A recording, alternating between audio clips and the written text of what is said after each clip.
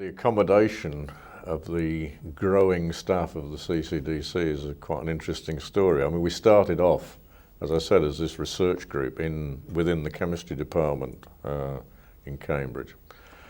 But even then, we had people like Stella Weeds, who was the abstractor, working at home. We had the card punch data input people working at home.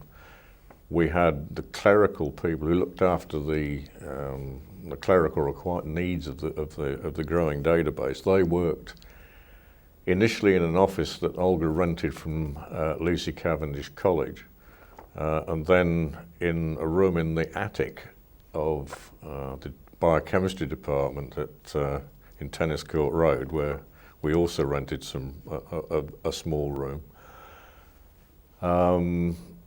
Then, of course, as the database grew, we had to employ more and more database editors, and some of those and programmers as well, software engineers. So we had editors and software engineers who were not regarded by the chemistry department as, if you like, as academic staff, and perhaps they weren't. So they were housed there. Grudgingly would be an unfair statement, but they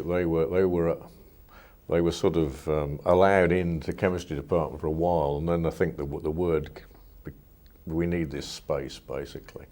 So Olga had, thinking outside the box, rented a couple of porta cabins, which we then put in the chemistry department car park. So we had editorial and programming staff working in porta cabins.